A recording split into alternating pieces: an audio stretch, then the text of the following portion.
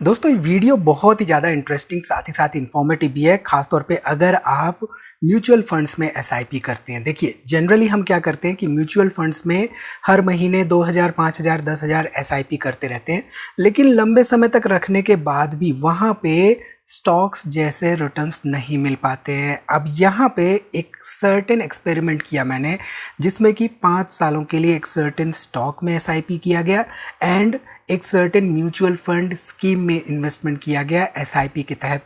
दोनों का डिफरेंस, दोनों का ओवरऑल रिजल्ट्स बहुत ही शॉकिंग था, डाटा शॉकिंग था। तो डिटेल में इस वीडियो को यहाँ पे देखेंगे तो आपको बहुत अच्छी जानकारी मिलेगी। तो वीडियो को यहाँ पे पूरा देखिए और स्टॉक मार्केट इन्वेस्टमेंट के बारे में कुछ नया सीखिए। नमस्कार दोस्तों, मैं उमेश त्रिपाठी आपका स्वागत करता हूं स्टॉक फॉर रिटेल पर, स्टॉक मार्केट से जुड़ी एक नई जानकारी के साथ। ध्यान रखिए, जो भी हम डिस्कशंस करते हैं, स्टॉक्स से रिलेटेड जो भी एग्जांपल्स लेते हैं, वो किसी तरह के बाइंग या सेलिंग रिकमेंडेशंस नहीं होते।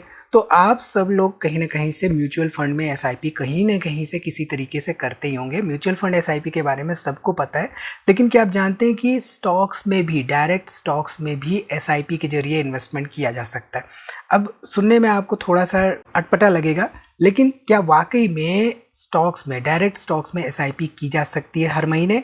और अगर की जा सकती है तो क्या इससे वेल्थ क्रिएशन होती है? छोटे छोटे अवधि में इन्वेस्टमेंट करने से लॉन्ग टर्म में क्या वेल्थ क्रिएशन होती है? इसी कॉन्सेप्ट को हम सिंपल से एग्जाम्पल से समझेंगे, ताकि आपको डिफरेंसेस क्लियरली समझ में आ जाए और आप भी डिसीजन मेकिंग कर सके वेदर आपको डायरेक्ट स्टॉक्स में इन्वेस्टमेंट करना चाहिए या म्यूचुअल फंड एसआईपीज अपनी करनी चाहिए। ठीक है, तो पहले बात तो मैं क्लियर कर दूं, जो एसआईपी होता है, एसआईपी कोई प्रोडक्ट का नाम नहीं है। यहाँ पे मैं किसी प्रोडक्ट का एंडोर्समेंट नहीं कर रहा हूँ।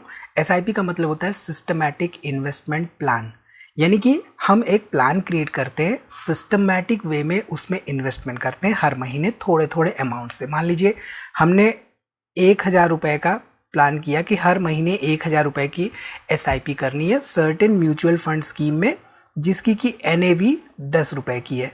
ठीक है, अब यहाँ पे पहले महीने में मुझे 100 यूनिट्स मिलेंगी उस पर्टिकुलर म्यूचुअल फंड स्कीम की। हो सकता है अगले महीने अगर यही एनएवी 11 रुपये की हो जाए तो मुझे कम यूनिट्स मिलेंगी। सिंपल सी बात है कि एसआईपी यहाँ पे काम कैसे कर रहा है।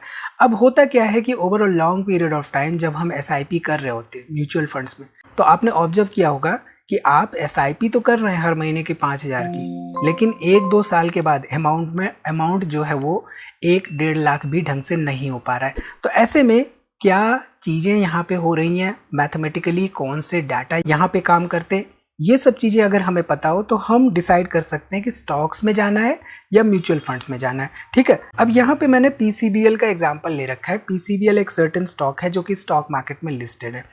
अब यहाँ पे हमने क्या किया, एक सिंपल सा एक्सपेरिमेंट किया गया कि एसआईपी की शुरुआत यहाँ पे कहीं 2019-20 में की गई और एसआईपी किया गया हर महीने 5000 रुपये का इस पर्टिकुलर स्टॉक में 2023-24 तक, यानी कि 5 सालों के लिए यहाँ पे हर महीने निरंतर, रिगार्डलेस प्राइस। अब प्राइस कभी गिरा है, प्राइस कभी ऊपर गया है, कंसिस्टेंटली प्राइस अल्टीमेटली ऊपर ही गया है।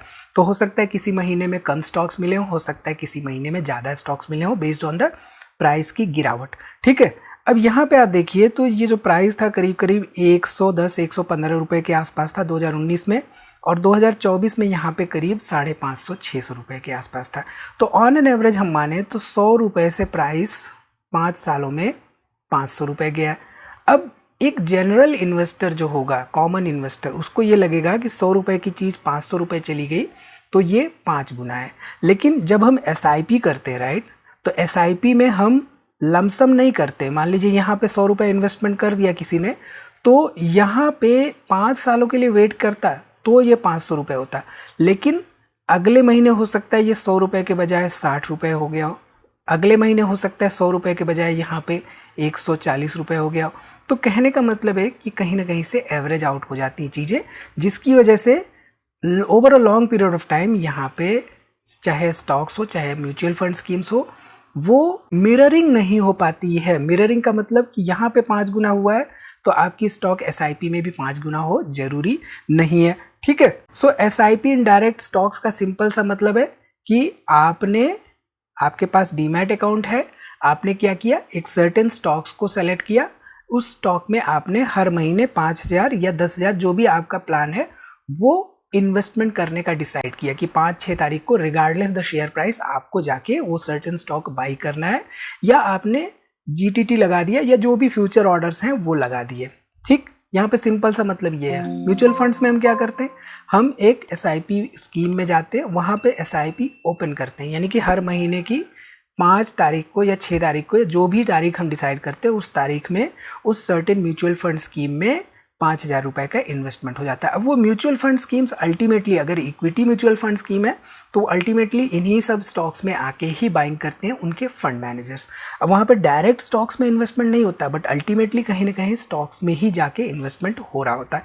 तो कहने का मतलब ये है कि डायरेक्ट स्टॉक्स में हम डायरेक्ट शेयर्स में इन्वेस्टमेंट कर रहे होते हैं छोटी छोटी क्वान्टिटीज़ में हर महीने, और म्यूचुअल फंड स्कीम्स में हम म्यूचुअल फंड स्कीम में इन्वेस्टमेंट कर रहे होते हैं जिनकी कि एक सर्टेन एनएवी होती है और उनके फंड मैनेजर्स सर्टेन स्टॉक्स में इन्वेस्टमेंट कर रहे होते हैं। ठीक, इतना सिंपल सा डिफरेंस है जो कि आपको एज ए रिटेल इन्वेस्टर समझना होगा। ठीक है, अब यहाँ पे एक सिंपल सा एग्जांपल हम लेते हैं। हम यहाँ पे पीसीबीएल का एग्जांपल नहीं ले रहे हैं, हम सिंपल से एक हाइपोथेटिकल एबीसी जो हमारा शेयर है उसका एग्जांपल ले रहे हैं ताकि आपको बातें क्लियरली समझ में आए कि डायरेक्ट स्टॉक्स में हर महीने 5,000 रुपये की एसआईपी और म्यूचुअल फंड स्कीम में हर महीने 5,000 रुपये की एसआईपी अगर हम कर रहे हैं तो वहाँ पे क्या डिफरेंसेस हैं ओवरऑल रिटर्न्स में। ठीक है, ये एक हाइपोथेटिकल एग्जांपल है, आपको चीज़ें समझ के चलनी होंगी।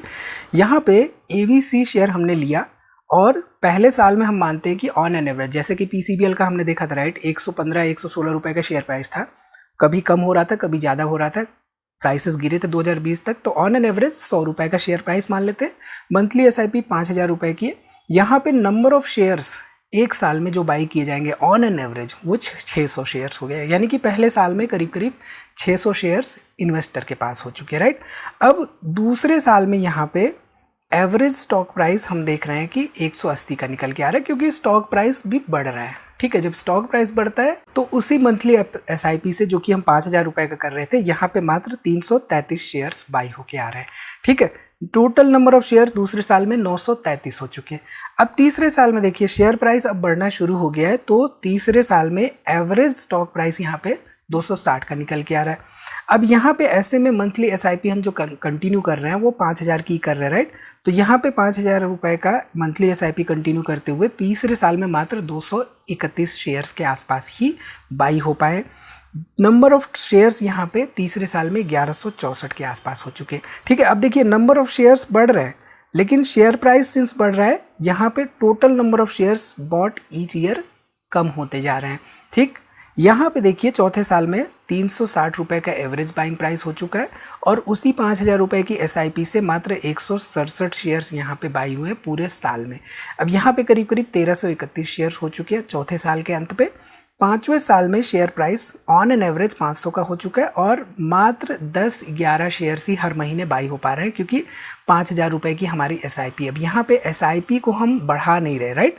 अब ध्यान दीजिए, तो number of shares bot during this years becomes 120 in this particular case. अब ध्यान दीजिए यहाँ पे टोटल नंबर ऑफ शेयर्स करीब करीब 1451 शेयर्स के आसपास बाई हुए हैं इस पर्टिकुलर स्टॉक में। तो हमने 5 सालों के लिए एसआईपी किया। एसआईपी का मतलब है कि हर महीने निरंतर एक सर्टेन अमाउंट हमने स्टॉक में रिगार्डलेस शेयर प्राइस हमने इन्वेस्टमेंट किया। अब शेयर प्राइस यहाँ पे बढ़ता हुआ 100 रुपये से 500 रुपये तक पहुँच चुका है। शेयर प्राइस में 5 गुना की ग्रोथ हुई है इस पर्टिकुलर एग्जाम्पल में। अब यहाँ पे इस पर्टिकुलर एग्जाम्पल में आप ध्यान दीजिए तो हो क्या रहा है कि हमारा जो टोटल इन्वेस्टमेंट हुआ है 5 सालों में वो हर महीने 5,000 के हिसाब से 3 लाख रुपए के आसपास हुआ है। फाइनल प्राइस स्टॉक का गया है 500 रुपये एंड पोर्टफोलियो वैल्यू हमारी हो चुकी है 1451 शेयर प्राइस। यहाँ पे एक्चुअल नंबर ऑफ शेयर्स है, ये शेयर प्राइस 500 रुपये का है, तो टोटल यहाँ पे पोर्टफोलियो की वैल्यू हो चुकी है 7,25,000 रुपये। ठीक है, हमने यहाँ पे 5,000 रुपये का इन्वेस्टमेंट किया है इस पर्टिकुलर स्टॉक में एज एन एग्जाम्पल। अब देखते हैं कि अगर हम म्यूचुअल फंड में इन्वेस्टमेंट करते हैं, म्यूचुअल फंड स्कीम में 5,000 रुपये का, जिसमें हम एज एन एग्जाम्पल ले रहे हैं एक सर्टेन स्कीम का, जो स्कीम का नाम है यहाँ पे XYG। अब इस XYG में जो कि जिसकी कि NAV जो है 10 रुपये की है, NAV नेट एसेट वैल्यू होता है राइट। तो वहाँ पे एक यूनिट मिलती है, यहाँ पे हम शेयर बाई कर रहे हैं, वहाँ पे हमें एक यूनिट मिलती है। तो वो जो यूनिट है राइट, जिस यूनिट में हम इन्वेस्टमेंट कर रहे हैं, उस यूनिट के फंड मैनेजर्स जो हैं वो स्टॉक्स में इन्वेस्टमेंट करते हैं, यानी कि स्टॉक्स को बाई करते हैं। यहाँ पे डिफरेंस क्या है, सिंपल सा, कि हम डायरेक्ट स्टॉक को ओन कर रहे हैं, लेकिन म्यूचुअल फंड में हम स्टॉक को ओन नहीं कर रहे हैं, बट हम सर्टेन म्यूचुअल फंड स्कीम के यूनिट्स को ओन कर रहे हैं, राइट। और हमारे जैसे हजारों लाखों लोग उस यूनिट्स को ओन कर रहे हैं। तो जब शेयर प्राइस में वहाँ पे म्यूचुअल फंड के केस में वृद्धि होगी, यानी कि जब वो सर्टेन शेयर जो हैं उस पर्टिकुलर म्यूचुअल फंड स्कीम में 2 गुना, 5 गुना, 10 गुना होंगे, तो उस रेशियो में हमें वहाँ पे एप्रिसिएशन नहीं मिलेगा, बल्कि हमें प्रोपोर्शनेट एप्रिसिएशन मिलेगा, क्योंकि वहाँ पे और भी बहुत सारे हमारे जैसे इन्वेस्टर्स रहेंगे उस पर्टिकुलर म्यूचुअल फंड स्कीम में। ठीक है, तो यहाँ पे मंथली SIP 5,000 रुपये की, टोटल इन्वेस्टमेंट वही 3 लाख रुपए का 5 सालों में। स्टार्टिंग NAV हम यहाँ पे 10 रुपये की ले रहे हैं।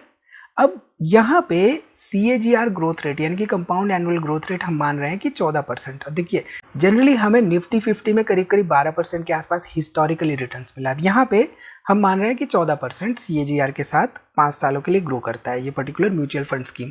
ठीक है, तो यहाँ पे फाइनल कॉर्पस 14% के CAGR के कैलकुलेशन के साथ 4,20,000 रुपए के आसपास निकल के आता है। गेन यहाँ पे है 1,20,000 का। अब देखिए, NAV जो है वो 10 रुपए की थी starting NAV, annual growth rate 14% का हम मान रहे हैं, तो सिंपल सा रूल ऑफ 72 हमें पता है, राइट, डिवाइड बाय 14 करेंगे तो यहाँ पे करीब करीब 5 साल 2-3 महीने में डबल हो जाने चाहिए NAV, जो कि यहाँ पे NAV करीब करीब 5 सालों के बाद 19.25 19.3 रुपीज़ के आसपास आ रही। अब सिंपल सी बात है, 10 रुपए से NAV जस्ट डबल के आसपास हुई है, लेकिन हमने जो इन्वेस्टमेंट किया 3 लाख का, वो 3 लाख यहाँ पे 6 लाख के आसपास नहीं हुआ है।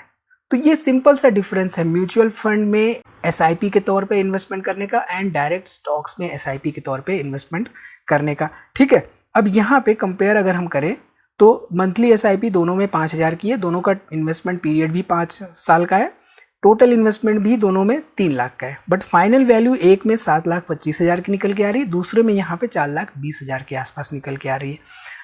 बट यहाँ पे एक इंपॉर्टेंट फैक्टर है रिस्क का। म्यूचुअल फंड्स में जनरली जब NAVs में गिरावट होती है तो प्रोपोर्शनेट में ही गिरावट होती है, क्योंकि उसमें डायरेक्ट स्टॉक्स में इन्वेस्टमेंट तो किया जाता है फंड मैनेजर्स के द्वारा, बट वो कई सारे इन्वेस्टर्स का पैसा होता है और सर्टेन प्रोपोर्शनेट में ही गिरावट होती है म्यूचुअल फंड के सर्टेन स्कीम्स के NAVs में। लेकिन स्टॉक्स की जहाँ पे बात आती है, डायरेक्ट स्टॉक्स में अगर गिरावट होने लगती है, तो हमने देखा है इवन PCBL के एग्जाम्पल में ही 40-50% से ज़्यादा की भी गिरावट देखी गई। तो ऐसे में रिस्क बहुत ज़्यादा होता है डायरेक्ट स्टॉक्स में SIP करने का। अगर प्राइसेस गिरने लग गए तो वहाँ पे no doubt number of shares तो ज़्यादा मिलेंगे, बट लॉसेस भी होने के चांसेस बहुत ज़्यादा देखने को मिलते हैं डायरेक्ट स्टॉक्स में SIP करने पर। तो इसलिए हमें फोकस करना चाहिए, अगर हम SIP करने जा रहे हैं डायरेक्ट स्टॉक्स में, तो कंपनी के फंडामेंटल्स पर, कंपनी के ओवरऑल बिजनेस को एनालाइज करना चाहिए, साथ ही साथ कंपनी की earnings growth, sales and profitability growth, इन सबको देखना चाहिए। तो ध्यान रखिए, लॉन्ग टर्म इन्वेस्टमेंट एक पेशेंस का खेल है। स्टॉक्स में SIP एक इंटरेस्टिंग स्ट्रैटेजी हो सकती है, लेकिन हमारे पास अगर रिसर्च के लिए टाइम नहीं है तो म्यूचुअल फंड SIP भी एक शानदार ऑप्शन हो सकता है। ध्यान रखिए, पेशेंस और लॉन्ग टर्म डिसिप्लिन के साथ आती है, और SIP हमें डिसिप्लिन सिखाती है, लेकिन वेल्थ क्वालिटी एसेट्स ही क्रिएट करते हैं। तो आई थिंक यहाँ से आपको बहुत सारी चीज़ें सीखने को मिले होंगे। वीडियो आपको पसंद भी आएगी, पसंद आई तो लाइक जरूर से जरूर करिए। और जस्ट इन केस अगर आप बेंगलुरु में हैं 4 से 5 जुलाई 2026, तो जरूर से जरूर आइए। ट्रेड IQ, इन्वेस्ट IQ जो कि FinGrad द्वारा यहाँ पे आयोजित किया जा रहा है, ये India's biggest trading and investing concert है। यहाँ पे आप हमसे मिल सकते हैं और हमारा सेशन भी है, आप काफ़ी कुछ सीख सकते हैं ट्रेडिंग एंड इन्वेस्टमेंट के बारे में। तो मिलते हैं बेंगलुरु में 4 से 5 जुलाई। वीडियो को लाइक करिए, यहाँ पे दोस्तों में शेयर करना ना भूलिए।